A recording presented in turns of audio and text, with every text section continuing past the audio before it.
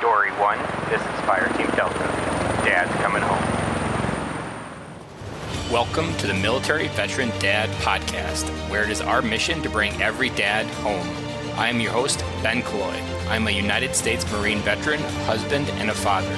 We will bring authentic conversations to inspire action in your life so we can close the gap between the dad you are today and the dad you want to be tomorrow. This is the Military Veteran Dad Podcast. Welcome back to Military Veteran Dad, Fatherhood Friday. As you know, my name is Ben Cloy, and Fatherhood Fridays are where I come on the microphone, share a story, share a perspective, share some piece of value that I hope will move the needle in your life to go into the weekend with the renewed sense that you are loved, you are appreciated, and the one thing that you really want in your heart the most is your family, and all you gotta do is receive their love every single day, and that is the process to coming home. And today I have a quote that I wrote down, I want to say a couple months ago in my log of Fatherhood Friday ideas. And something about today, with everything that's been going on in the world, felt the right quote to bring to you. And this quote comes from the book Becoming a King by Morgan Schneider. You might remember him. He was on the podcast a while back. Great episode, awesome book. I can't help but recommend it. It helped me find my way and have a conversation with God for the first time in 20 years, maybe over a decade. But to the quote. So I want you to think about this quote, and then I will unpack it a little bit and tell you what it means to me and why it's so important. Find like-hearted kings living in the same direction. Sign treaties. When they are at war, you are at war. Dan Allinger. That quote hit me right in the chest. Not because I wasn't living it, but it spoke so much truth in my life. I'll read it one more time. Find like-hearted kings living in the same direction. Sign treaties. When they are at war, you are at war. This quote symbolizes so much of what I talk about when it comes to friendships, when it comes to why you need people in your life. You can't do life alone. It's not that you can't do life alone. It becomes very difficult doing life alone. And what we don't realize when we serve, why we need even a tighter band of brothers than our military brothers and sisters to do life with, because we need people that when I'm at war, you're at war. Like you have that close of a blood relationship that they're going to lay down the gauntlet and go to war right beside you. No different than when the commander-in-chief says, we're going to war, that you lay it down without question because you pledge your faith to the country. Same idea here. And when you think about transitioning out of the military, this is one of the most critical roles to ensure a successful transition, a more powerful transition, and making sure that you land in a place of success that you actually desire. So many people, including myself, I transitioned out with the basics of get a job, get a paycheck coming in because your paycheck just straight up.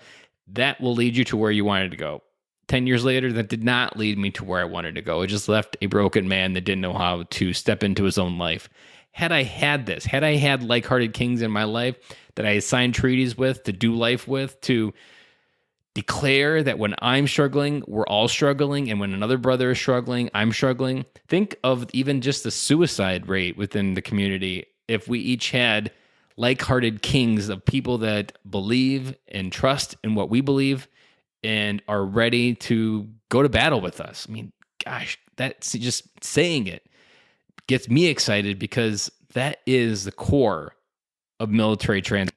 Knowing that you have like-hearted kings, you are moving in the same direction, and you know that you've signed treaties, and when you're at war, I'm at war. Because what I could tell you talking to so many dads out there, they feel they're at war. The big problem is it's a solo war. They're either fighting a war on multiple fronts. They're fighting a war with their spouse, maybe. They're fighting on a war with their kids. They're fighting a war with their mind. They're fighting a war with their coworkers, their company, wherever they work. And they feel like they're doing it all alone. And they literally feel like the walls are getting tighter because all the fronts are getting closer and closer, because you're not meant to do all of that on your own. And many of those aren't meant to be wars. We frame them as wars because that's kind of how our brain works, and especially as military men, that's what we think about.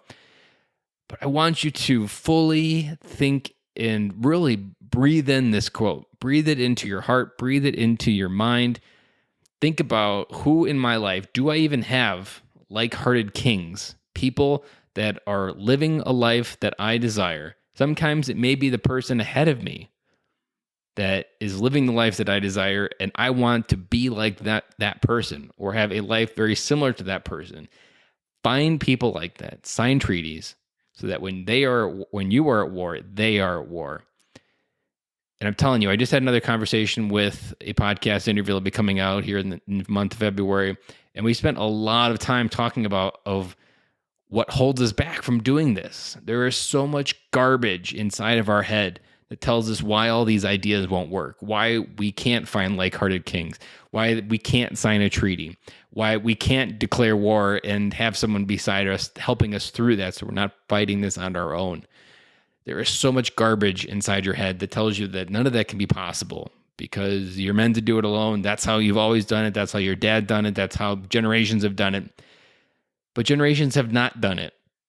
It's only the recent generations that decided to adopt this idea that we're meant to do life alone. For millennia, men did life together. And it's that togetherness that allowed us to move forward and grow as a society, as a humanity.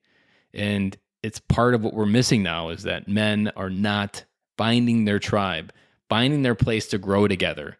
And it's one of the reasons why I think podcasting also is so successful, is because in some ways, if you are geographically disconnected from, say, your tribe, and you feel like there's not a lot of people around you, I know that was probably the case for me when I first started listening to dad podcasts 5 years ago. I felt when I was listening to this podcast, these were the guys I could do life with. And when I first signed up for the Dad's Edge Mastermind, it was exactly that feeling. These were people that when I was at war, they were at war. And if I was having struggle, 15 people would jump out of the Facebook group, message me and being like, what can I do to help?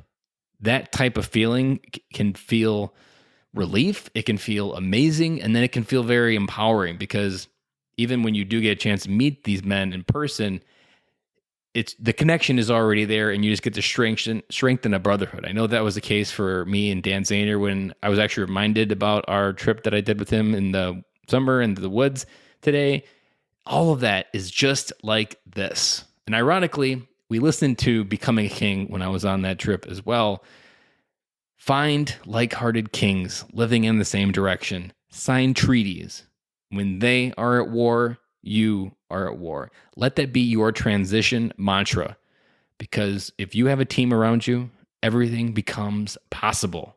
Everything can become possible if you have a team around you to move the needle forward, to fight those battles.